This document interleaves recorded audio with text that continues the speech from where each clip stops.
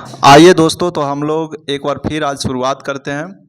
और आज हम लोग इसमें क्या पढ़ेंगे, तो पहले आज हम लोग इसमें हिस्ट्री पढ़ेंगे, जो कि लूसेंट हम लोग का चल रहा है।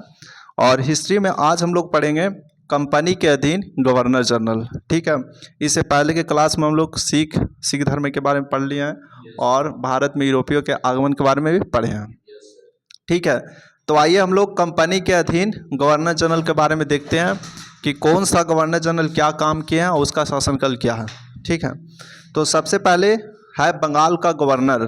ठीक है, तो पहले बंगाल का गवर्नर कौन बना था? तो रॉबर्ट क्लाइव।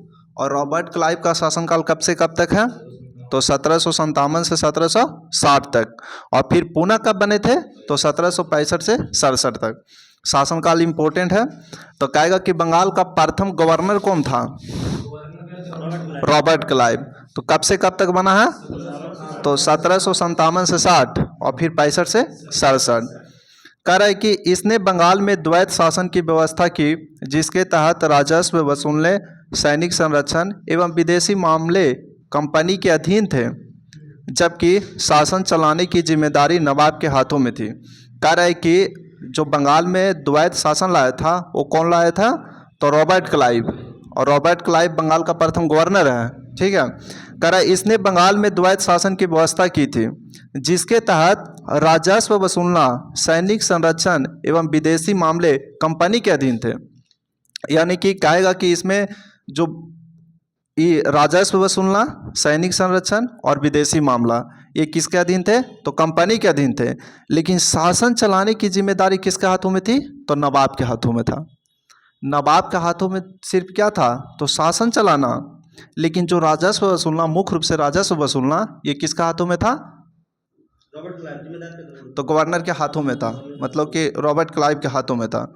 दूसरा कह रहा है कि इसने मुगल सम्राट शाह आलम द्वितीय को इलाहाबाद की संधि, जो कि 1765 में हुआ था, इलाहाबाद की संधि कब हुआ था? 1765 में, के द्वारा कंपनी के संरक्षण में ले लिया। और इस संधि के जरिए ईस्ट इंडिया कंपनी को देश की राजनीतिक और संवैधानिक व्यवस्था में दखल देने का अवसर मिल गया। और यहीं से भारत में ब्रिटिश शासन की नींव पड़ी। कह रहा है कि जब प्रथम जो प्लासी का युद्ध हुआ था, प्लासी का युद्ध 1757 में, वहाँ मतलब अंग्रेजी नींव रखा था भारत में। लेकिन जो 1764 था वो एकदम निर्णायक युद्ध था। जैसे 1764 जीता, तो 1764 में किन के बीच हुआ था बक्सर का युद्ध?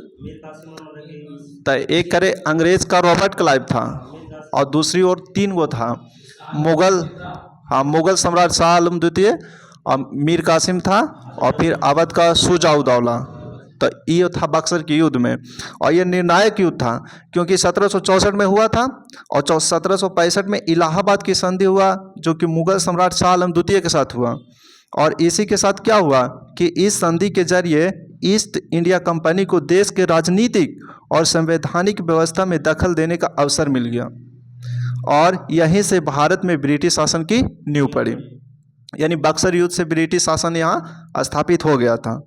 कहते रॉबर्ट क्लाइव ने बंगाल के समस्त क्षेत्र के लिए 2 उपदीवान, बंगाल के लिए मोहम्मद रजा खान और बिहार के लिए राजा सीताब राय को नियुक्त किया था। कह रहा है कि रॉबर्ट क्लाइव में बंगाल के लिए समस्त क्षेत्रों को 2 उपदीवान नियुक्त किए थे। कहेगा कि बंगाल के लिए किसको नियुक्त किया गया था? तो मोहम्मद रजा खान। और बिहार के लिए किसको नियुक्त किया गया था? तो राजा सीताब राय। नोट पॉइंट में कह रहा है कि रॉबर्ट क्लाइव ने जेम्स रेनेल को हिंदुस्तान का मानचित्र तैयार करने के लिए कहा था। रॉबर्ट क्लाइव ने जेम्स रेनेल को हिंदुस्तान का मानचित्र तैयार करने के लिए कहा था। भारत का पहला मानचित्र 1767 ईस्वी में रेनेल ने बनाया था, जिसे बंगाल एटलस 1779 ईस्वी में चित्रित किया गया। जेम्स रेनेल को भारतीय भूगोल का पिता भी कहा जाता या माना जाता। तो कहेगा कि भारत का जो प्रथम मानचित्र है वो किसने तैयार किया था? तो जेम्स रेनेल ने। और किसके मतलब कहने पर तैयार किया था?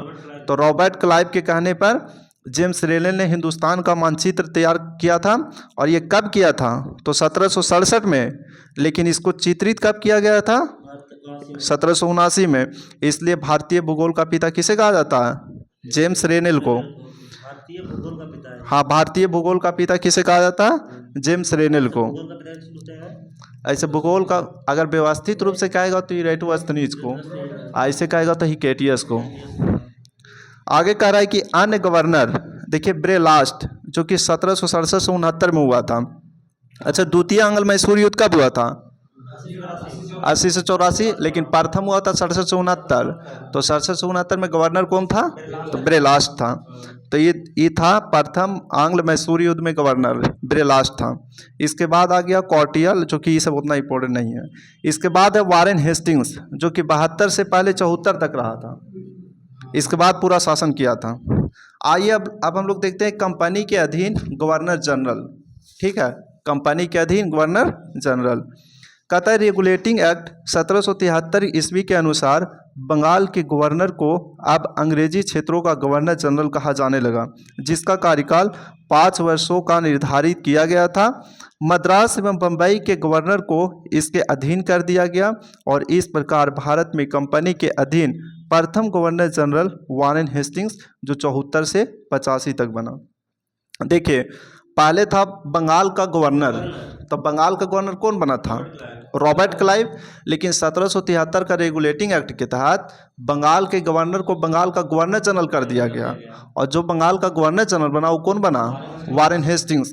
और वारेन हेस्टिंग्स का शासनकाल कब से कब तक रहा? 1774 से 1785। और कह रहा है कि ये जो रेगुलेटिंग एक्ट था 1773 के तहत, उसमें क्या किया गया? तो मद्रास एवं बम्बई के गवर्नर को इसके अधीन कर दिया गया। मतलब तो है, हाँ, प्लस में बंगाल, मद्रास और मुंबई भी गवर्नर के अधीन कर दिया। हाँ, मतलब कि बंगाल का गवर्नर जनरल जो है ना, वो मतलब इसके अधीन काम करेगा। मद्रास और मुंबई के गवर्नर जनरल जो है ना, बंगाल के गवर्नर जनरल के अधीन काम करेगा। हाँ, बंगाल के गवर्नर जनरल के अधीन काम करेगा मद्रास और बम्बई वाला गवर्नर जनरल। मतलब मुख्य कमांड इसी के पास होगा, बंगाल के गवर्नर जनरल के पास। कहते हैं कि वारेन हेस्टिंग्स 1750 ईस्वी में कंपनी के एक क्लर्क के रूप, हेस्टिंग्स लिख दिया, रॉबर्ट क्लाइव लिखना चाहिए ना। तो बोला है वारेन हेस्टिंग्स 1750। अच्छा, वारेन हेस्टिंग्स 1750 में कंपनी के क्लर्क के रूप में कलकत्ता आया था और अपनी कार्यकुशलता के कारण कासिम बाजार का अध्यक्ष, बंगाल का गवर्नर एवं कंपनी का गवर्नर जनरल बन गया था। कह रहा है कि आया था एक क्लर्क के रूप में, लेकिन ये अपना कार्यकुशलता के चलते कासिम बाजार का अध्यक्ष, बंगाल का गवर्नर और फिर बाद में कंपनी का गवर्नर जनरल भी बना था। अब आइए वारेन हेस्टिंग्स। वारेन हेस्टिंग्स के बारे में देखते हैं, जो कि 1774 से 1785। आपसे कहेगा कि रॉबर्ट क्लाइव पहला गवर्नर था बंगाल, उसका शासन कब से कब तक? 5760 और फिर 65 से 67, 65 67 ना, और 67 से 69 कहेगा तो ब्रेलास्ट, जो कि प्रथम आंग्ल मैसूर युद्ध में गवर्नर था। और द्वितीय आंग्ल मैसूर युद्ध में गवर्नर कौन था? वारेन। 80 से 84 वारेन हेस्टिंग्स, का कि 1774 से 1784 तक है, 1784 आज 85 तक है। और तीसरा कहेगा आंग्ल मैसूर युद्ध था। तीसरा है, देखिए 67 69 80 84 90 92, 1790 से 92। और उसमें कौन होगा गवर्नर? कार्नवालिस। और चौथा जो होगा 1799, उसमें कौन होगा? 1799 में वेलेजली, जो कि खुद को बंगाल का शेर कहता था। हाँ, कैसे? कहता है वारेन हेस्टिंग्स, जो कि 1774 से 85 तक शासनकाल है। कहता है इसने राजकीय कोषागार को मुर्शिदाबाद से हटाकर कलकत्ता लाया था। जो राजकीय कोषागार था उसको मुर्शिदाबाद से कलकत्ता लाया था। अच्छा, मुर्शिदाबाद को राजधानी किसने बनाया था? मुर्शिद कुली खां। मुर्शिदाबाद किस नदी के किनारे है? भागीरथी के किनारे। और फिर इसके बाद बंगाल का मतलब मुर्शिदाबाद से कहाँ ले गया था राजधानी? हाँ, मुर्शिदाबाद से मुंगेर ले गया था, और ये मीर कासिम ले गया था ना। तो कह रहा है कि वारेन हेस्टिंग्स ने क्या किया था? तो राजकीय कोषागार को मुर्शिदाबाद से हटाकर कलकत्ता लाया था। कहता है 1772 ईस्वी में इसने प्रत्येक जिले में एक फौजदारी व दीवानी अदालतों की स्थापना की थी। वारेन हेस्टिंग्स ने क्या किया कि 1772 ईस्वी में प्रत्येक जिले में एक फौजदारी व दीवानी अदालतों की स्थापना की। फौजदारी अदालतें सदर निजामत अदालत द्वारा निरीक्षित होती थी। फौजदारी अदालत जो होता, फौजदारी मतलब कुछ होता है जो फौजदारी दीवानी तो होता है कि मतलब पैसा उसा से लेके रिलेटेड होता है ना, और फौजदारी होता है यही सब लड़ाई झगड़ा। तो कह रहा है कि जो फौजदारी अदालतें था वो सदर निजामत अदालत द्वारा निरीक्षित होती थी। कहता है कि नाजिम द्वारा नियुक्त दरोगा अदालत की अध्यक्षता करता था। कहता है दीवानी अदालत में कलेक्टर मुख्य न्यायाधीश होता था। काहे कि दीवानी अदालत में पैसे कौड़ी वाला होता है, तो दीवानी अदालत में कलेक्टर मुख्य न्यायाधीश होता था। जिला फौजदारी अदालत एक भारतीय अधिकारी के अधीन होती थी। जिला फौजदारी अदालत है जो एक भारतीय अधिकारी के अधीन होती थी, जिसकी सहायता के लिए एक मुफ्ती और एक काजी होता था। देखिए, जो जिला फौजदारी अदालत है वो भारतीय अधिकारी के अधीन होता था और जिसकी सहायता के लिए एक मुफ्ती होता था और एक काजी होता था। कहता कलेक्टर इस न्यायालय के कार्य की देखभाल करता था। कहता है कलकत्ता में एक सदर दीवानी अदालत और एक सदर फौजदारी अदालत की स्थापना की गई थी। कलकत्ता में एक सदर दीवानी अदालत और एक सदर फौजदारी अदालत की स्थापना की गई थी। सदर दीवानी अदालत में कलकत्ता काउंसिल का सभापति और उसी काउंसिल का 2 सदस्य जिसका नाम था राय रायन और मुख्य कानूनगों की सलाह से न्याय करते थे। कह रहा है कि जो सदर दीवानी अदालत कलकत्ता में था उसके काउंसिल का सभापति और उसी काउंसिल का 2 अन्य सदस्य था। ठीक है, 2 सदस्य था, जिसका एक था राय रायन और दूसरा था मुख्य कानूनगो, है ना। हाँ, तो एक राय रायन और दूसरा मुख्य कानूनगो की सलाह से न्याय करते थे। कहता है सदर फौजदारी अदालत में नाइब निजाम, मुख्य काजी, मुफ्ती और 3 मौलवियों की सलाह से न्याय करते थे। जिले की दीवानी और फौजदारी अदालतों के मुकदमे अंतिम निर्णय के लिए सदर अदालतों में भेजे जाते थे। कहता है दीवानी मुकदमों में जातीय कानून अर्थात हिंदुओं के संबंध में हिंदू कानून और मुसलमानों के संबंध में मुस्लिम कानून लागू किया जाता था, जबकि फौजदारी मुकदमे में मुस्लिम कानून लागू किया जाता था। ये पूछेगा कि जब दीवानी मुकदमा था तो दीवानी में जातीय कानून लागू किया जाता था, मतलब कि हिंदू के लिए हिंदू कानून और मुसलमान के लिए मुसलमान कानून, लेकिन जब फौजदारी मुकदमा आएगा तो वहाँ पर सिर्फ मुस्लिम कानून लागू होगा। ठीक न, फौजदारी में सिर्फ मुस्लिम कानून, लेकिन हिंदू में कहेगा तो हिंदू के लिए हिंदू और मुस्लिम के लिए मुस्लिम कानून। कहता है 1772 में कोर्ट ऑफ हेस्टिंग ने द्वैत प्रणाली को समाप्त करने तथा कंपनी को बंगाल, बिहार तथा उड़ीसा प्रांत की शासन व्यवस्था का उत्तरदायित्व संभालने का आदेश दिया। देखिए, द्वैत शासन प्रणाली लाया था कौन? रॉबर्ट क्लाइव बंगाल में लाया था। तो ये वारेन हेस्टिंग्स क्या करा, इसको समाप्त कर रहा। कहता है 1772 में कोर्ट ऑफ हेस्टिंग्स ने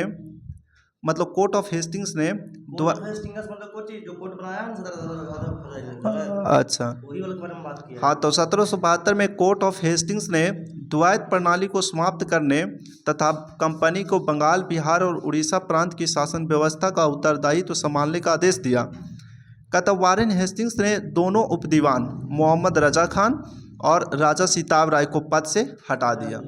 तो मोहम्मद राजा खान कहाँ का उपदीवान था? बंगाल के, और राजा सिताब राय कहेगा तो बिहार को। तो आपसे कहेगा कि द्वैत शासन प्रणाली को समाप्त किसने किया था? वारेन हेस्टिंग्स ने।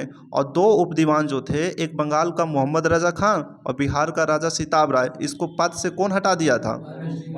वारेन हेस्टिंग्स ने। और वारेन हेस्टिंग्स का शासनकाल कब से कब तक है? 74 से 85। वही कहेगा कि फौजदारी अदालत में कौन सा कानून वैलिड होता था? मुस्लिम कानून। लेकिन दीवानी अदालत में हिंदू के लिए हिंदू और मुस्लिम के लिए मुस्लिम था। कह रहा है कि अगला कि 1772 में वारेन हेस्टिंग्स ने एक नई भू राजस्व पद्धति लागू की।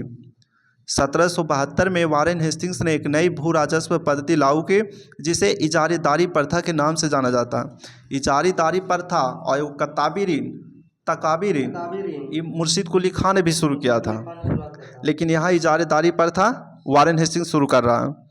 कहता है कि 1772 में वारेन हेस्टिंग्स ने एक नई भू राजस्व पद्धति लागू की, जिसे इजारेदारी के प्रथा के नाम से जाना जाता है।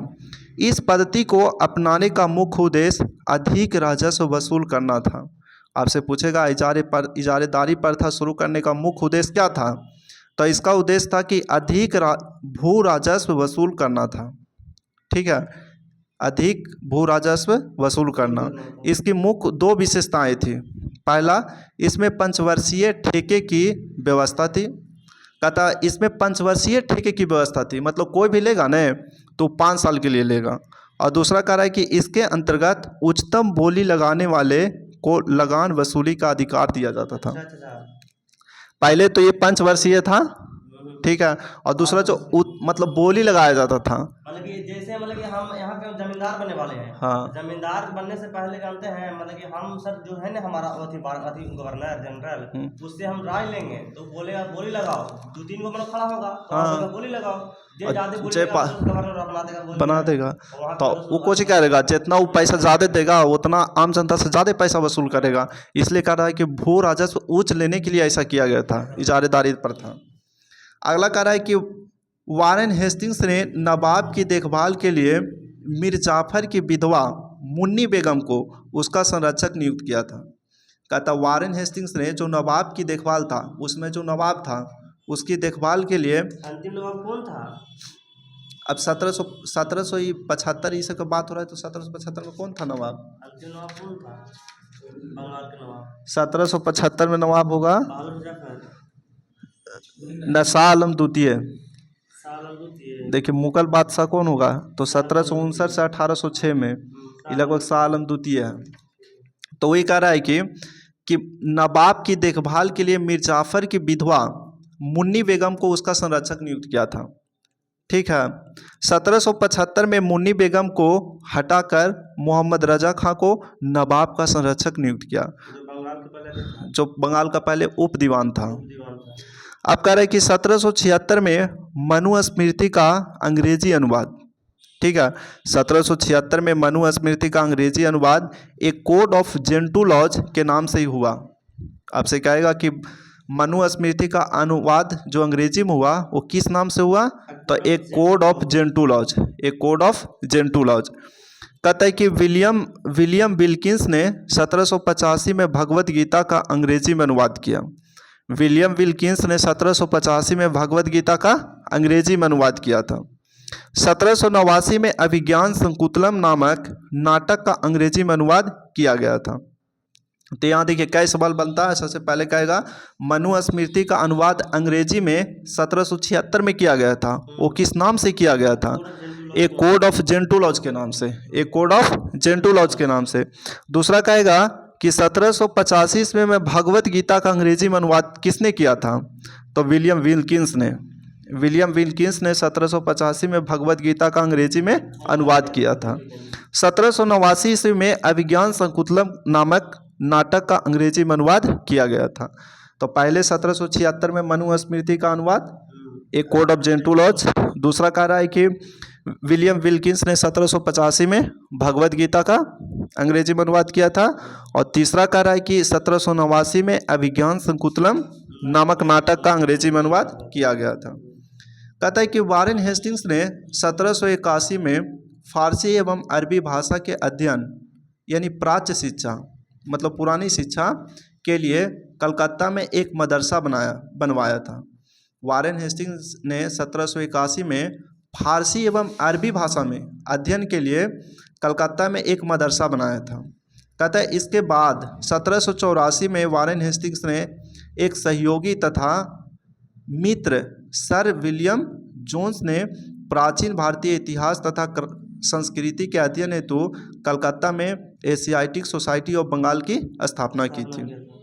देखिए कलकत्ता में पहली बार मदरसा का स्थापना कब हुआ था, तो 1781 में वारेन हेस्टिंग्स ने किया था।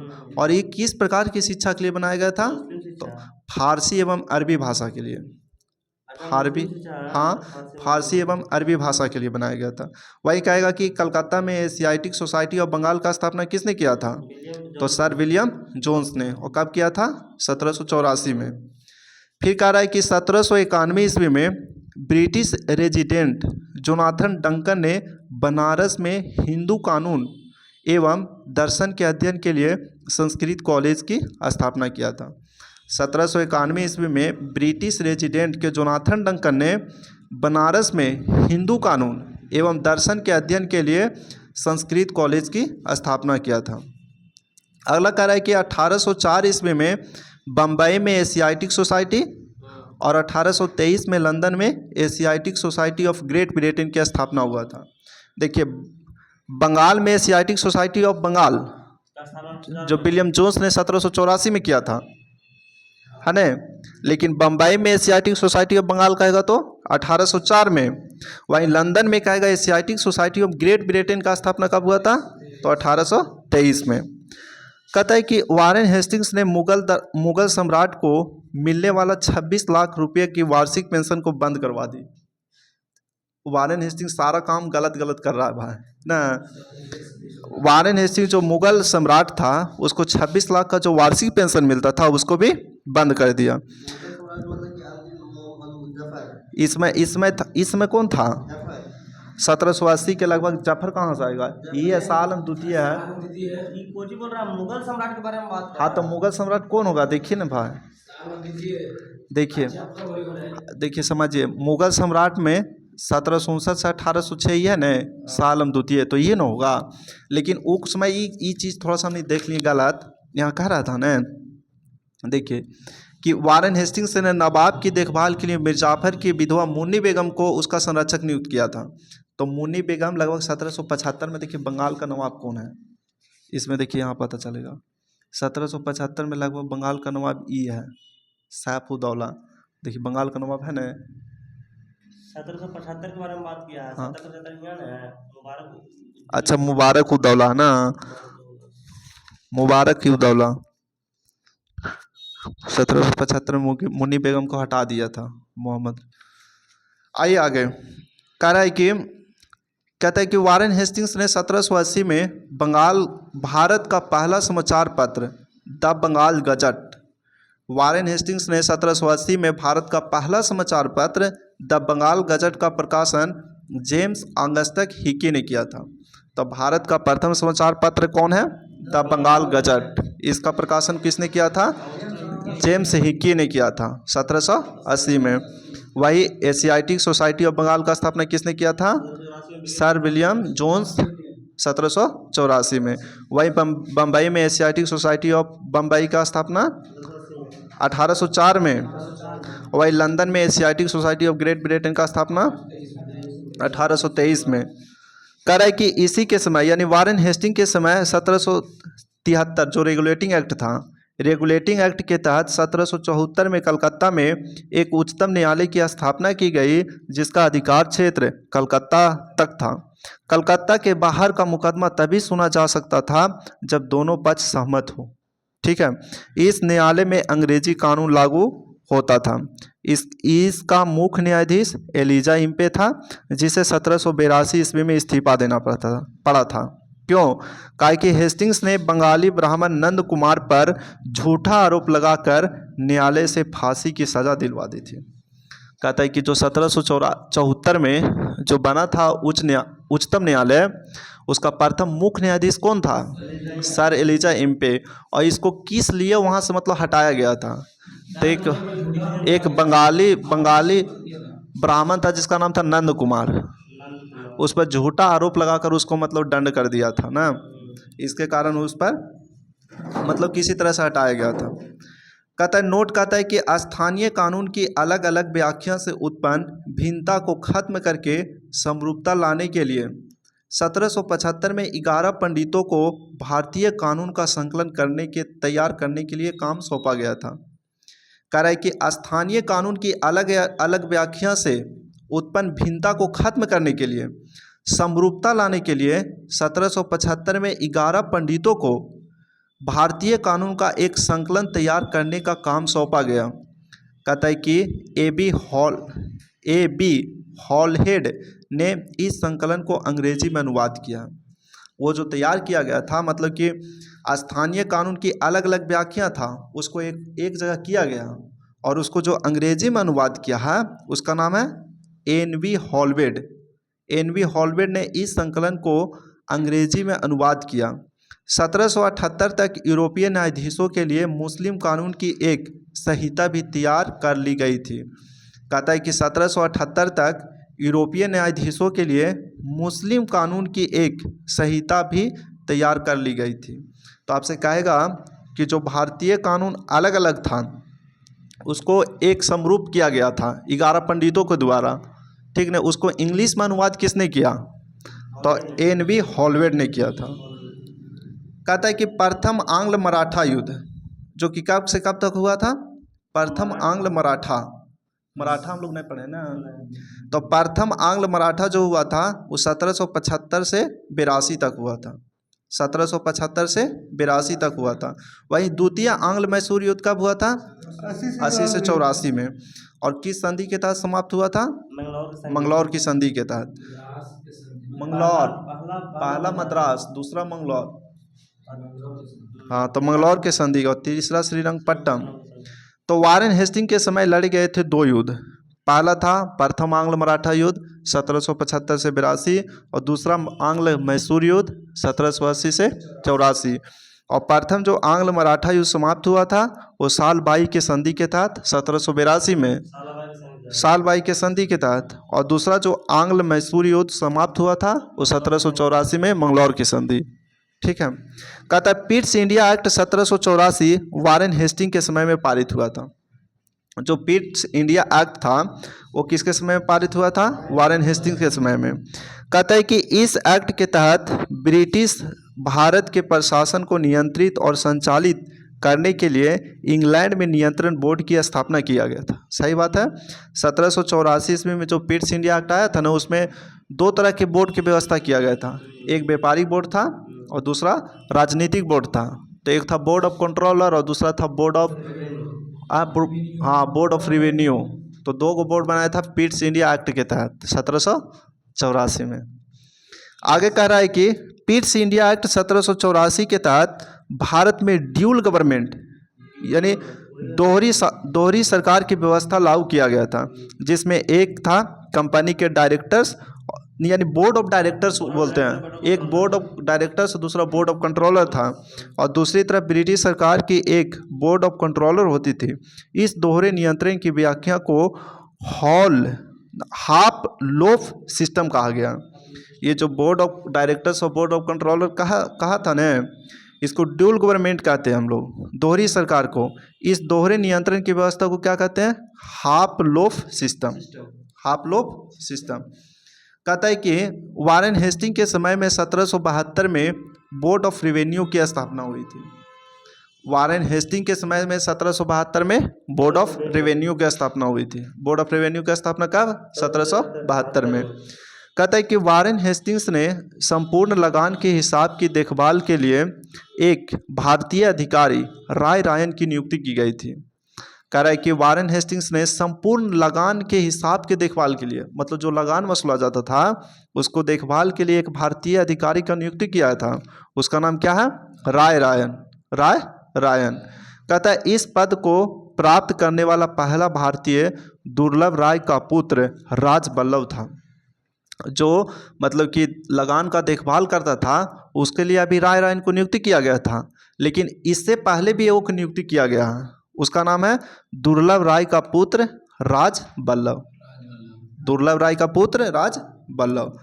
कहता है कि पिट्स इंडिया एक्ट 1784 में आया था। इसमें 2 तरह के नियंत्रण बोर्ड था, एक बोर्ड ऑफ डायरेक्टर और दूसरा बोर्ड ऑफ कंट्रोलर। इसलिए दोनों के नियंत्रण को हम लोग क्या बोलते हैं? Half loaf system. Half loaf system इसको बोलते हैं। कहता है कि पिट्स इंडिया एक्ट 1784 के विरोध में इस्तीफा देकर जब वारेन हेस्टिंग्स फरवरी 1785 में इंग्लैंड पहुंचा तो एडमंड बर्क ने उस पर बंगाल का शासन सही ढंग से न चलाने के आरोप लगाया और उसके आधार पर ब्रिटिश संसद में महाभियोग का मुकदमा चलाया गया। कहता है जब पिट्स इंडिया एक्ट 1784 के विरोध हुआ, मतलब कि 1784 का विरोध हुआ ना, तो क्या किया कि इस्तीफा दे दिया और उसके बाद वो चल गया अपना मतलब ब्रिटेन, और वहाँ से गया तो बर्क के द्वारा उसके ऊपर महाभियोग लगाया गया। क्यों? क्योंकि बंगाल में सही ढंग से शासन का संचालन नहीं किया। इसके कारण क्या हुआ? यह मुकदमा 1788 ईस्वी में शुरू हुआ था, जो 7 वर्षों तक चला। यह मुकदमा 1788 में शुरू हुआ था और 7 वर्षों तक चला और अंततः 24 अप्रैल 1795 को हाउस ऑफ लॉर्ड्स ने वारेन हेस्टिंग को सभी आरोपों से मुक्त कर दिया था। कह रहा है कि पिट्स इंडिया एक्ट जो 1784 में था, 1784 में उसका मतलब कि विरोध हो रहा था, तो ये क्या किया, इस्तीफा दे दिया। और इस्तीफा देकर कहाँ चल गया, तो इंग्लैंड चला गया। इंग्लैंड गया तो उसके ऊपर महाभियोग लाया गया एडमंड बर्क के द्वारा, और काहेला तो बंगाल में सही ढंग से शासन का संचालन नहीं किया, मतलब कि कुछ भ्रष्टाचार किया है इसके कारण। तो इसके लिए क्या किया, यह मुकदमा 1788 में शुरू हुआ था और जो लगभग 7 सालों तक चला था और अंततः 24 अप्रैल 1795 को हाउस ऑफ लॉर्ड्स ने वारेन हेस्टिंग्स को सभी आरोपों से मुक्त कर दिया। नोट कर रहा है कि 1786 में वारेन हेस्टिंग्स के जाने के बाद लगान परिषद का पुनर्गठन किया गया। 1786 में जब वारेन हेस्टिंग्स के जाने के बाद लगान परिषद को पुनर्गठन किया गया और एक नवीन अधिकारी मुख्य सारिस्तादार की नियुक्ति की गई, जिसका कार्य सभी कानूनों को कागज़ की देखभाल करना था, और इस पद पर प्रथम नियुक्ति जेम्स ग्रांट की गई थी। यानी कि एक नया नवीन अधिकारी बनाया गया जिसका नाम है मुख्य सारिस्तादार, और इस पद पर प्रथम व्यक्ति कौन पहुंचा था, जेम्स ग्रांट। मुख्य सारिस्तादार और इस पर प्रथम व्यक्ति कौन पहुंचा था, जेम्स ग्रांट। अच्छा बताइएगा, संपूर्ण लगान की देखभाल के लिए एक भारतीय अधिकारी की नियुक्ति की गई थी, उसका नाम क्या है, राय रायन। लेकिन इस पोस्ट पर पहुंचने वाला प्रथम भारतीय कौन था, तो राज बल्लभ था, जो कि दुर्लभ राय का पुत्र था। अब कहता है कि सुरक्षा प्रकोष्ठ की नीति, जिसको बोलते हैं रिंग फेंस पॉलिसी, ठीक है, रिंग फेंस पॉलिसी, ये किसने लाया था, वारेन हेस्टिंग्स। सुरक्षा प्रकोष्ठ की नीति किसने लाया था, वारेन हेस्टिंग्स ने। अब है सर जॉन मैकफर्सन, ये कोई काम के नहीं होता, ये अस्थायी गवर्नर जनरल की नियुक्ति किया गया था। अब आइए पढ़ते हैं हम लोग लॉर्ड कॉर्नवालिस। तो 2 को गवर्नर जनरल देख लिए, एक को गवर्नर और 2 को दूसरा गवर्नर जनरल देखे ना। बंगाल का गवर्नर था पहला कौन, रॉबर्ट क्लाइव। अब बंगाल का गवर्नर जनरल कौन बना, वारेन हेस्टिंग्स। और अगर कहेगा रॉबर्ट क्लाइव का शासनकाल 1757 से 60, 65 से 67, और वारेन हेस्टिंग्स का 1774 से 85, 1774, हाँ 72 से 74 और फिर 74 से 85। तो ऊपर मत बनो। आगे आइए, लॉर्ड कॉर्नवालिस। कॉर्नवालिस का शासनकाल है 1786 से 93 और दूसरा 1805। कहा कि 1805 में आता मर जाता ना। कहता है कि लॉर्ड कॉर्नवालिस 1786 से 93 और 1805। कहता है इसके समय में जिले के समस्त अधिकार कलेक्टर के हाथों में था। कहता है इसके समय में जिले के समस्त अधिकार जो था वो कलेक्टर के हाथों में था। कहता है कि कॉर्नवालिस के समय भारतीय न्यायाधीशों से युक्त जिला फौजदारी अदालतों के समाप्त कर, जो फौजदारी अदालत बनाया गया था ना, किसके द्वारा, वारेन हेस्टिंग के द्वारा। तो वारेन हेस्टिंग्स के द्वारा जो फौजदारी अदालत बनाया गया था उसको समाप्त कर उसके स्थान पर 4 भ्रमण करने वाली अदालत, जिसमें 3 बंगाल में और 1 बिहार के लिए नियुक्त किया गया था, उसको समाप्त करके 4 भ्रमण करने वाली अदालत बनाया गया, जिसमें 3 बंगाल में और 1 बिहार में। 1792 में लॉर्ड कॉर्नवालिस ने दरोगा प्रणाली की शुरुआत की।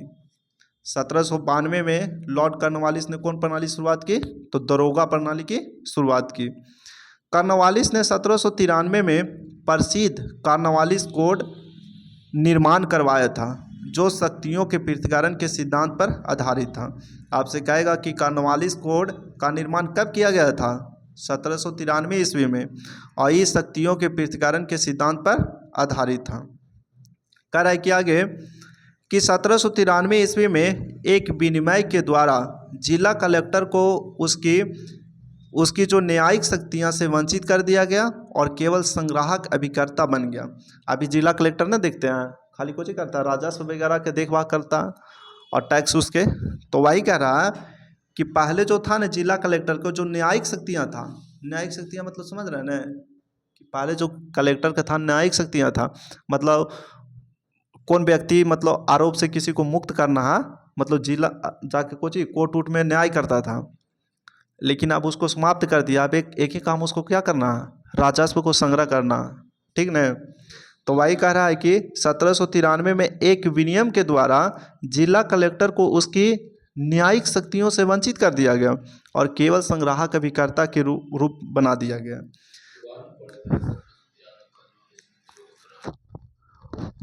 पढ़ लीजिए।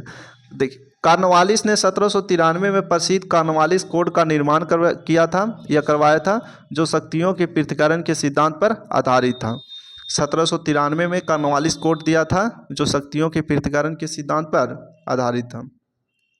कह रहा है कि पुलिस कार्रवाइयों के वेतन में वृद्धि, पुलिस कर्मचारियों के वेतन में वृद्धि के साथ ग्रामीण क्षेत्रों में पुलिस अधिकार प्राप्त जमींदारों को इस अधिकार से वंचित कर दिया गया। कह रहा है कि पुलिस कर्मचारियों के वेतन में वृद्धि किया गया और ग्रामीण क्षेत्रों में पुलिस अधिकार प्राप्त जमींदारों को इससे वंचित कर दिया गया।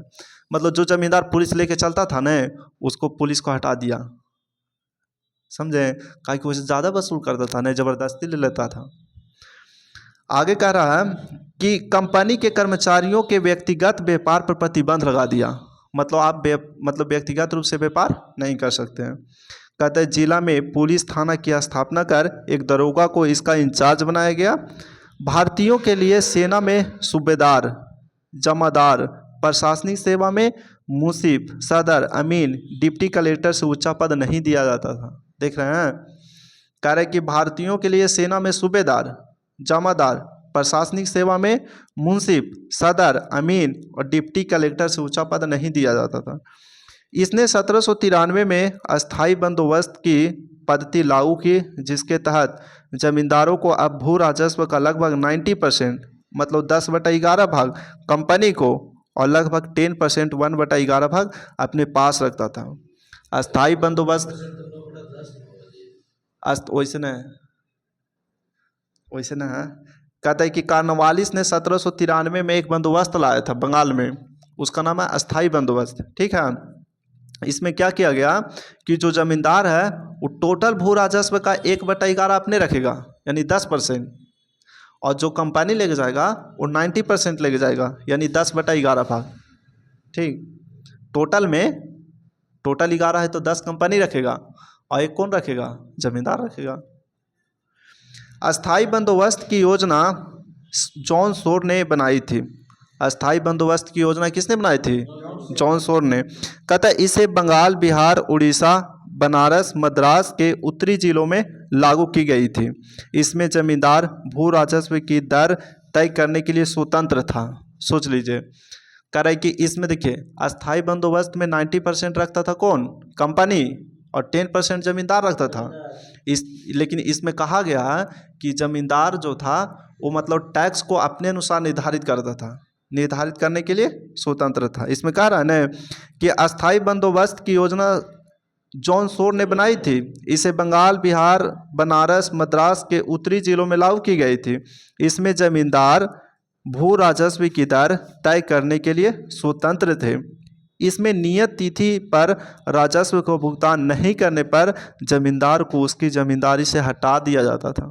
देख रहे हैं, कहता है कि भू राजस्व वसूलने के अन्य 2 व्यवस्थाएं थी, एक था रैयतवाड़ी और दूसरा था महालवाड़ी। अब रैयतवाड़ी क्या है, महालवाड़ी क्या है, इसको देखिए। कहता है रैयतवाड़ी व्यवस्था किसानों के साथ व्यक्तिगत रूप से किए गए लगान समझौते को रैयतवाड़ी कहा जाता। ये ठीक व्यवस्था है। रैयतवाड़ी क्या है, कह रहा है कि किसानों के साथ व्यक्तिगत रूप से किए गए लगान समझौते को रैयतवाड़ी कहा गया। मतलब इसमें बीच में जमींदार नहीं होता था, सीधे कंपनी किसानों से टैक्स लेता था। किसान के साथ व्यक्तिगत रूप से किए गए लगान समझौते को रैयतवाड़ी कहते हैं। इस व्यवस्था के अंतर्गत ब्रिटिश भारत में 51% भूमि आई थी।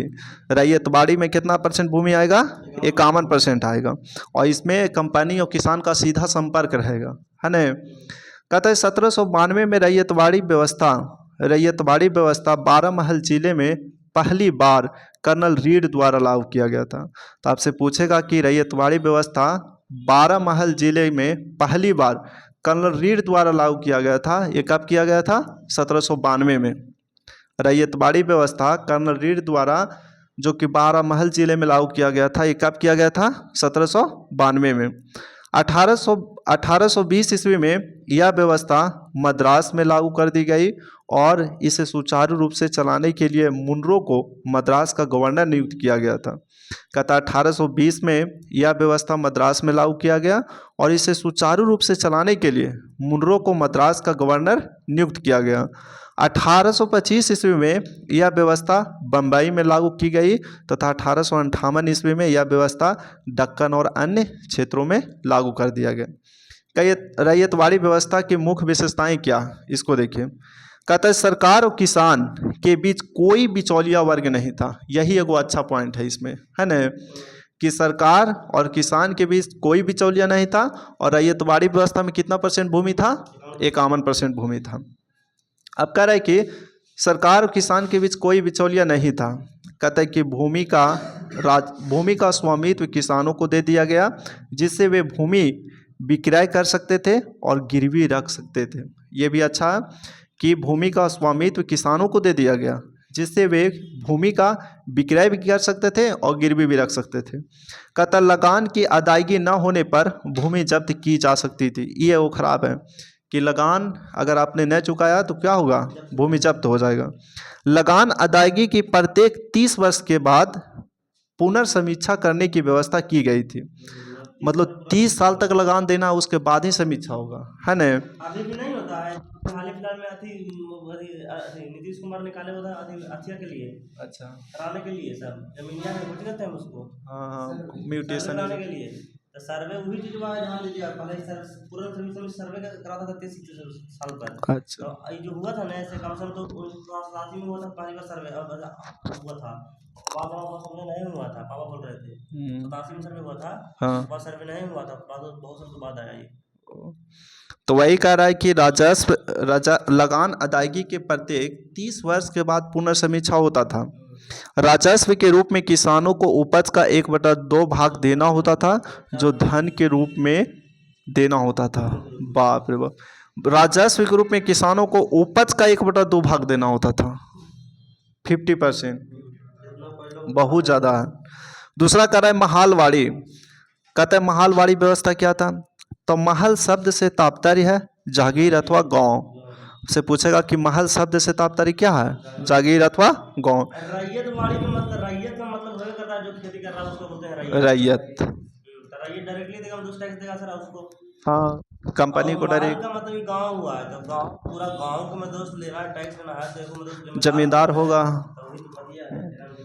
तो महल शब्द से तात्पर्य की जागीर अथवा गांव। इस पद्धति में सरकार ने राजस्व के लिए कृषकों के साथ सीधा संपर्क नहीं, बल्कि गांव या जागीरों के मुखिया या लंबरदार को राजस्व वसूली करने का आधार बनाया गया। कहता है इसमें किसानों का सीधा संपर्क नहीं रहेगा कंपनी से, बल्कि बीच में या तो जमींदार होगा, ठीक है, या मुखिया होगा या लंबीदार, कोई भी होगा उसके अंदर। कहता है कि 1822 ईस्वी में यह व्यवस्था प्रारंभ हो गई थी। 1822 ईस्वी में महालवाड़ी व्यवस्था प्रारंभ हो गया था। यह व्यवस्था गंगा घाटी, आधुनिक पश्चिमी उत्तर प्रदेश, मध्य भारत के कुछ भाग तथा तत्कालीन संपूर्ण पंजाब में लागू की गई। इस व्यवस्था में पहली बार लगान तय करने के लिए मानचित्रों तथा पंजियों का प्रयोग किया गया। इस व्यवस्था में पहली बार लगान तय करने के लिए मानचित्रों और पंजियों का प्रयोग किया गया। इस व्यवस्था का जन्मदाता हॉट मैकेंजी को कहा जाता है। जो मालवाड़ी व्यवस्था है उसकी जन्मदाता किसको कहा जाता है? हॉट मैकेंजी को। कहता 1833 ईस्वी में मार्टिन बर्ड तथा जेम्स टॉमसन के बंदोबस्त में यह अपने सबसे अच्छे रूप में सामने आई। कहता 1833 ईस्वी में मार्टिन बर्ड तथा जेम्स टॉमसन के बंदोबस्त में यह अपने सबसे अच्छे रूप में सामने आई। कहता प्रारंभ में इस व्यवस्था में लगान का उत्पादन 2/3 था। आपसे पूछेगा यही कि प्रारंभ में जो मालवाड़ी व्यवस्था था उसकी जो लगान थी वो 2/3 थी, 66%, लेकिन इसे घटाकर उत्पादन का 1/2 यानी 50% कर दिया गया। पहले मतलब था 2/3 यानी कि 66%, लेकिन अब इसको घटाकर 50% कर दिया गया। तो रैयतवाड़ी और महलवाड़ी दोनों 50-50% था। अब कहते हैं भू राजस्व संग्रह करने की विधियाँ। कहता है कि आपसे कहेगा कि जमींदारी कितने प्रतिशत क्षेत्रफल में था, तो 19%। और कह रहा है कि रैयतवाड़ी कितने परसेंट में था, 51%, और महलवाड़ी 30%। तो जमींदारी 19%, रैयतवाड़ी 51%, तो महलवाड़ी 30%। और कह रहा है कि जमींदारी में जमींदार होता था पक्ष में। और कह रहा है कि जो जमींदारी था इसके योजनाकार कौन थे, तो लॉर्ड कॉर्नवालिस और सर जॉन सोर। जमींदारी में 19% था क्षेत्रफल, और इसमें पक्ष जो था जमींदार था, और इसके योजनाकार थे लॉर्ड कॉर्नवालिस और सर जॉन सोर। वहीं रैयतवाड़ी में 51% क्षेत्रफल था, और इसमें पक्ष किसान था, और इसमें था रीड थॉमस मुनरो। रैयतवाड़ी में रीड और थॉमस मुनरो, ये मतलब इसको तैयार करने वाला था रीड और थॉमस मुनरो। वही महलवाड़ी में 30% क्षेत्रफल था। इसमें आ जाता था पक्ष में मतलब किसान और कंपनी के बीच में लंबादार या मुखिया था। और इसको महलवाड़ी तैयार करने वाला कौन है, Holt Mackenzie. Mahalwari Holt Mackenzie. तो जमींदारी कहेगा तो 19% क्षेत्रफल, अब महलवाड़ी कहेगा तो 30%, रैयतवाड़ी जो बच गया 51%। कॉर्नवालिस को भारत में नागरिक सेवा का जनक कहा जाता है या माना जाता है। यही इंपॉर्टेंट सवाल है कि कॉर्नवालिस को भारत में नागरिक सेवा का जनक माना जाता है। सर जॉन सोर, जो कि हम कुछ देर पहले पढ़े, सर जॉन सोर कहता है कि इसका कहता है इसने अहस्तक्षेप नीति अपनाई थी। हस्तक्षेप की नीति अपनाई थी। इसी के कार्यकाल के दौरान 1795 ईस्वी में बंगाल नियम 21 के तहत नवजात कन्याओं की हत्या के लिए किए जाने को बाकी हत्याओं के समान ही अपराध घोषित कर दिया गया था। हस्तक्षेप की नीति किसने अपनाया था, सर जॉन सोर। कहता है इसके कार्यकाल के दौरान 1795 में बंगाल नियम 21 के तहत नवजात कन्याओं की हत्या किए जाने को बाकी हत्याओं के समान अपराध घोषित किया गया था। अब आ जाइए, इंपॉर्टेंट है लॉर्ड ब्लेजली का शासनकाल कब से कब है, 1798 से 1805। कहता है कि इस ब्लेजली ने सहायक संधि की पद्धति शुरू की थी। लॉर्ड ब्लेजली ने सहायक संधि की पद्धति शुरू की थी। भारत में सहायक संधि का प्रयोग ब्लेजली से पूर्व फ्रांसीसी गवर्नर डुप्ले ने किया था। कहता है कि भारत में सहायक संधि का प्रयोग ब्लेजली से पूर्व कौन किया था, डुप्ले क्या करता था ना कि जैसे आप भारत राजा है न, तो वो अपना सेना भेजता था और आप उसको पैसा दीजिए, आप पर कोई अधिकार नहीं करेगा। यही सहायक संधि था। तो सहायक संधि मतलब कि ये ब्लेजली से पूर्व कौन किया था, तो डुप्ले। कहता है सहायक संधि करने वाले राज्य कौन कौन है, तो पहला था हैदराबाद 1798। हैदराबाद कब किया था, 1798। मैसूर 1799, तंजौर 1799, अवध 1801,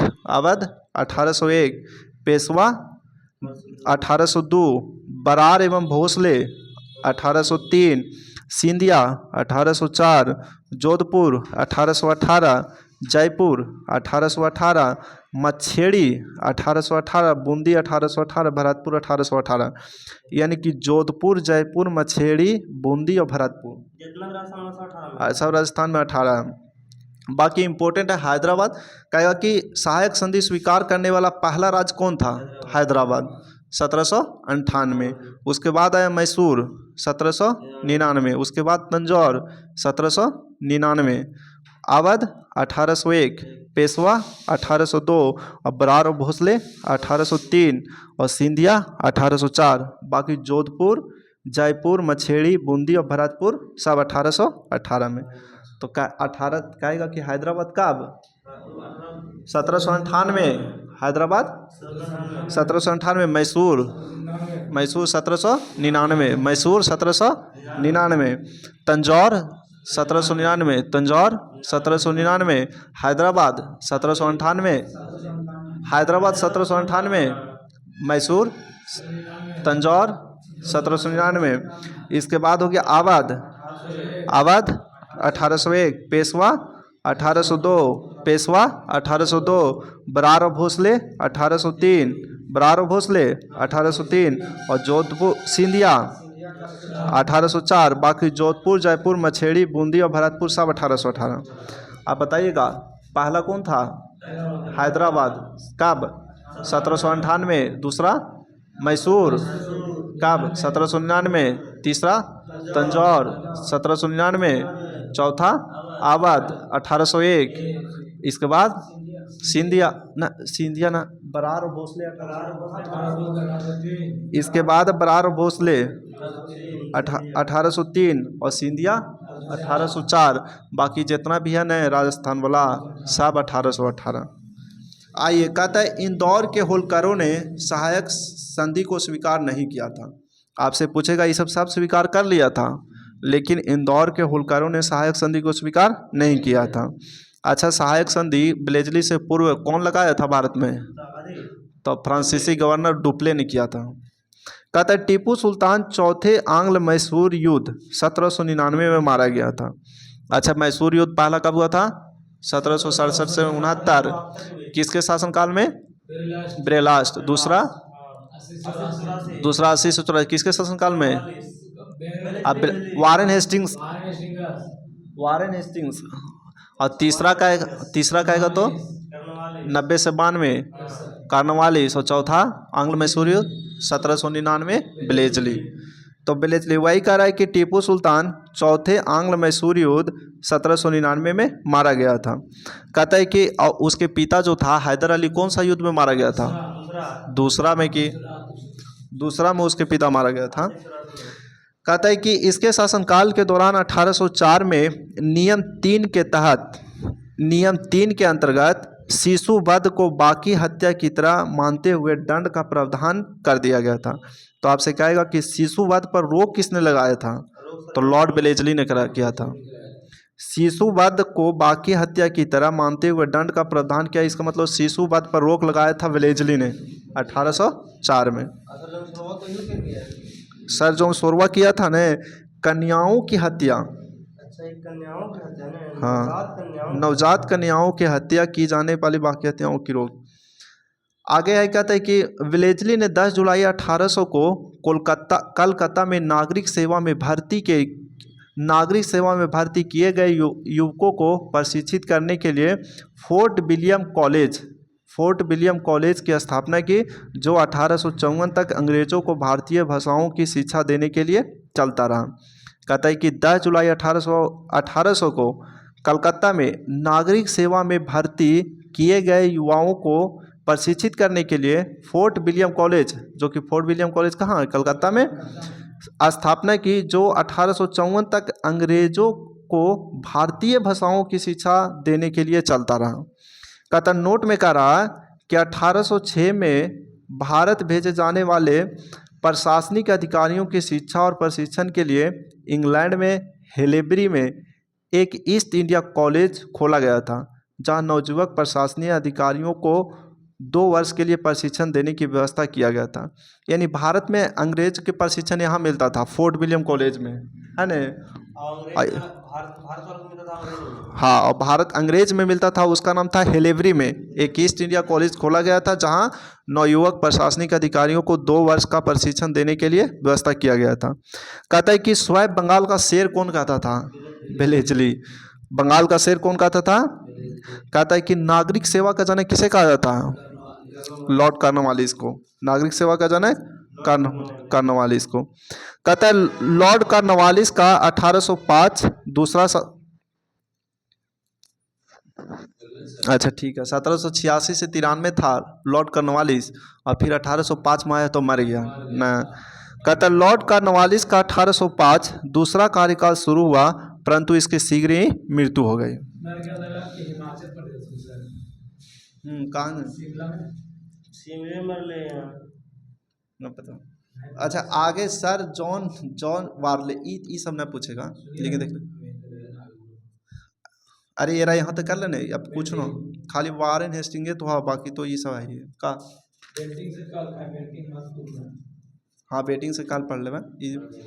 कहता है कि सर जॉर्ज वार्लो जो कि 1805 से 7 में है। 1806 में वेलोर में एक सिपाही विद्रोह इसके काल की महत्वपूर्ण घटना है। 1806 में वेलोर में हुई सिपाही विद्रोह इसके काल की महत्वपूर्ण घटना है। किसके काल की? सर जॉर्ज वार्लो के समय में वेलोर हुआ था। वेलोर का सिपाही विद्रोह 1806 में। लॉर्ड मिंटो प्रथम कहता है इसके काल में रंजीत सिंह एवं अंग्रेजों के बीच 25 अप्रैल 1809 को अमृतसर की संधि जिसकी मध्यस्थता चार्ल्स मेडकॉफ हुई थी, इसी के समय चार्टर एक्ट 1813 भी पास हुआ था। 1813 किसके समय में चार्टर पास हुआ था? लॉर्ड मिंटो प्रथम कहेगा कि अमृतसर की संधि जो कि 25 अप्रैल 1809 में हुआ था, राजा रंजीत सिंह अंग्रेजों के बीच, इसकी मध्यस्थता किसने निभाया था? चार्ल्स मिडकॉफ ने। अब 1813 का चार्टर एक्ट किसके समय में आया था? लॉर्ड मिंटो प्रथम। कहता लॉर्ड हेस्टिंग्स, अभी पहले कुछ ही पढ़े हम लोग। वारेन हेस्टिंग्स जो कि 1774 से 85, अगला है वारेन हेस्टिंग्स जो कि 1813 से अब लॉर्ड हेस्टिंग्स, पहले पढ़े वारेन हेस्टिंग्स है न। अब लॉर्ड हेस्टिंग है जो 1813 से 23 तक है।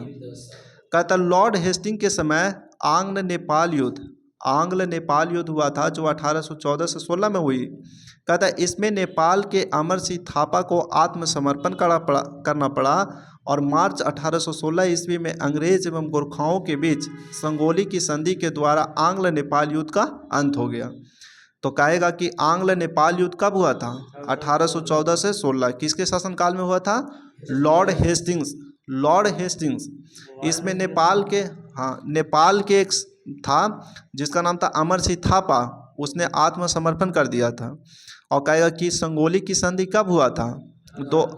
1816 में हुआ था, जो अंग्रेज और गोरखाओं के बीच हुआ था। कहता है कि लॉर्ड हेस्टिंग के समय में पिंडारियों का दमन कर दिया गया था।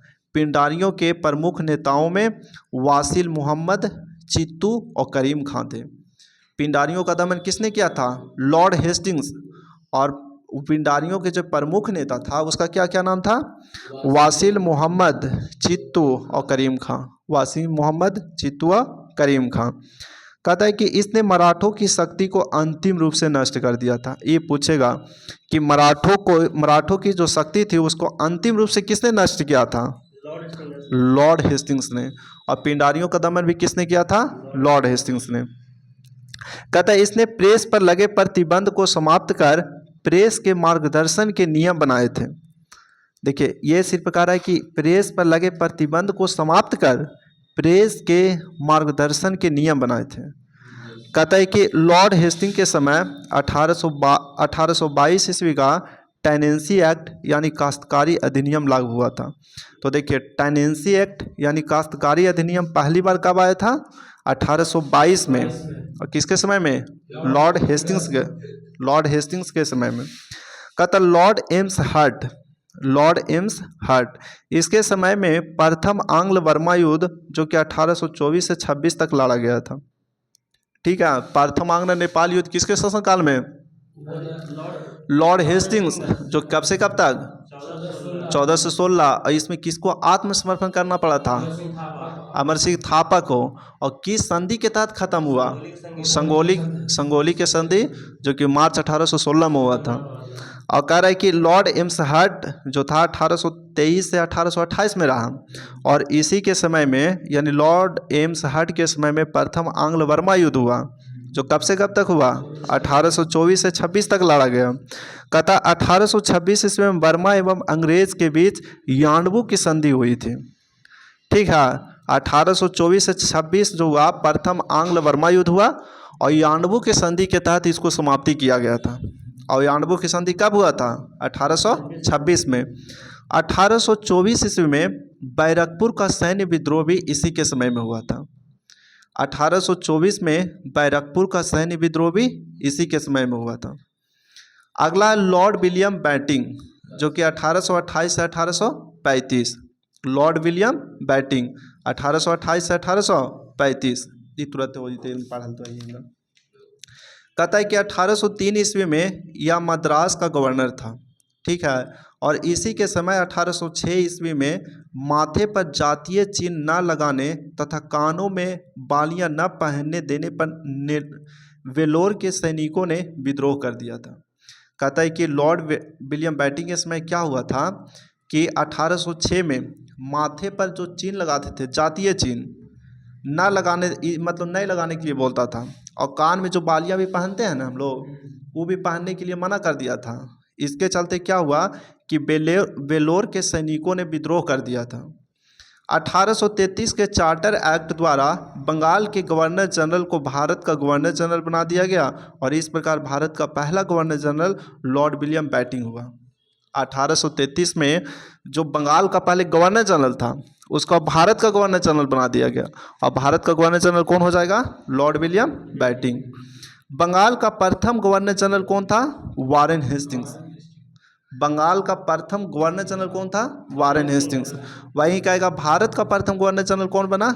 Lord William Bentinck. कहता राजा राम मोहन राय के सहयोग से बेंटिंग ने 1829 ईस्वी में सती प्रथा को समाप्त कर दिया। कहते बेंटिंग ने इस प्रथा के खिलाफ कानून बनाकर 1829 में धारा 17 के द्वारा विविधताओं के सती होने पर अवैध घोषित कर दिया गया। ये जानते धारा 17 कहाँ पूछा था? कहाँ अनुमान तेरा पता हो कहाँ पूछ के? एलपिया में पूछ लिया, CBT 2 में। एलपिया में एगो CBT 2 में पूछ लिया यूला कौन सा धारा था, और एगो था कारखाना अधिनियम कब आया था भारत में पहली बार, दोनों पूछ लेता। ये वाला गलती हो गया तो वो सही हुआ था। तो राजा राम मोहन राय के सहयोग से बेंटिंग ने 1829 में सती प्रथा को समाप्त कर दिया गया था, ठीक है। हाँ हाँ। और वो कारखाना अधिनियम कब आया था भारत में? प्रथम कारखाना अधिनियम 1891 में। ये पूछ लेना हमें ना यार, LP CBT 2 में ना पूछ लेला। हमरा लगा ने क्योंकि माइट खेल पे ना पूरा आगे बहन से कुछ ना कुछ डाल दो, चेंजिंग तो कुछ डाल समझा। तो ये सब जो है ना, ये सब समझी कि अथी में आ जाता है एक तरह से सामाजिक माजिक। चलिए सुनाओ है। कहता है कि अकबर और मराठा पेशवाओं ने भी सती प्रथा पर रोक लगाने का प्रयास किया था। यानी राजा राम मोहन राय हो गया, और अकबर भी हो गया, और मराठा भी होगा, ठीक है, सती प्रथा पर। कहता है बेंटिंग ने कर्नल स्लीमैन की सहायता से 1830 तक ठगी प्रथा को समाप्त कर दिया। ठग देवी काली की पूजा करते थे। कहता है कि ठग जो होता था वो देवी काली की पूजा करते थे, ठीक है। 1835 में विलियम बेंटिंग ने कलकत्ता में कलकत्ता मेडिकल कॉलेज की स्थापना किया था। तो कलकत्ता में कलकत्ता मेडिकल कॉलेज का स्थापना कब हुआ था? 1835 में। कहता है इसी के समय में मैकाले की अनुशंसा पर अंग्रेजी शिक्षा का माध्यम बनाया गया था। मैकाले की अनुशंसा पर अंग्रेजी शिक्षा का माध्यम बनाया गया था, और मैकाले की अध्यक्षता वाले लॉ कमीशन यानी विधि आयोग ने कानूनों के कोडीकरण का प्रयास किया था। मैकाले कहते हैं मैकाले की अध्यक्षता वाले लॉ कमीशन विधि आयोग ने कानून के कोडीकरण का प्रयास किया। भारतीय शिक्षा पर मैकाले का कार्यवृत्त 1835 ईस्वी को भारत में पाश्चात्य शिक्षा का प्रारंभ माना जाता है। ये होता है पाश्चात्य मतलब पश्चिमी शिक्षा होता है जी, कि पश्चिमी शिक्षा का प्रारंभ माना जाता है। 1805 लॉर्ड मैकाले की जो शिक्षा था ना, ये पश्चिमी शिक्षा था, मतलब इंग्लिश शिक्षा था। इसलिए कह रहा कि भारतीय शिक्षा पर मैकाले का कार्यवृत्त 1835 को भारत में यहाँ पश्चिमी शिक्षा का प्रारंभ माना जाता है, काहे कि इंग्लिश बनाया गया था इसमें माध्यम में। पाश्चात्य शिक्षा मतलब पश्चिमी शिक्षा, इंग्लिश को माध्यम बनाया गया था, मैकाले ही किया था। कहता है बेंटिंग ने 1831 में मैसूर तथा 1834 में कुर्ग एवं मध्य कचेर को हड़प लिया था। कहता है बेंटिंग ने दो को हड़पा था, एक मैसूर को हड़पा था कब? 1831 में, और कुर्ग एवं मध्य कचेर को कब हड़पा था? 1834 में। मैसूर को 1831 में, और कुर्ग एवं मध्य कचेर को कब हड़पा था? 1834 में। कहता है इसने भारतीयों को उत्तरदायी पदों पर नियुक्त किया था। इसके समय में भारतीयों को प्रदान किया गया उच्चतम पद सदर अमीन का था, जिसे 700 रुपया प्रतिमाह तनख्वाह मिलता था। समझे? बेटिंग के समय में भारतीयों को उच्च पदों पर कौन सा पद पर, तो सदर अमीन तक लेके जाया जाता था। इसका प्रतिमाह वेतन 700 था। कहते विलियम बेटिंग के समय धर्म, जाति, रंग अथवा जन्म के आधार पर किसी व्यक्ति को कंपनी की सेवा में प्रवेश करने से नहीं रोका जाएगा। ठीक है, जो पहले धर्म, जाति के आधार पर रोका जाता था, अब धर्म, जाति, रंग और जन्म के आधार पर किसी भी व्यक्ति को कंपनी की सेवा में प्रवेश करने से नहीं रोका जाएगा।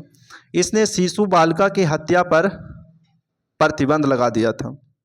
देखिए, शिशु बालिका के हत्या पर प्रतिबंध लगा दिया लॉर्ड विलियम बेटिंग, जॉन सोरवा, जो नवजात कन्याओं की हत्या पर ही प्रतिबंध लगाया था। अपराध घोषित किया। हाँ, तो वही प्रतिबंध लगाया, हत्याओं के समान अपराध घोषित किया था। यू वही क्या, शिशुवध कहेगा नहीं तो विलेजली।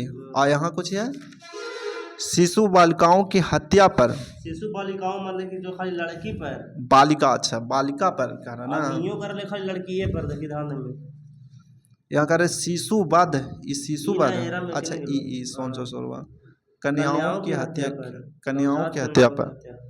तो नवजात कन्याओं की हत्या पर सर जॉन सोर, और वही विलेजली कहेगा तो शिशुवध हत्या पर। कोई भी शिशु, हाँ, लेकिन शिशु बालिकाओं पर हत्या किसने प्रतिबंध लगाया था, तो विलियम बेटिंग ने। तो हिस्ट्री आज तक यहीं तक रहा। हमारे सामने बहुत सारे लोग भी बैठे हुए हैं, है ना सर? तो आज यहीं तक रिवीजन है, अगले दिन फिर हम लोग इसी के साथ शुरुआत करेंगे। तो ठीक है, बंद कर।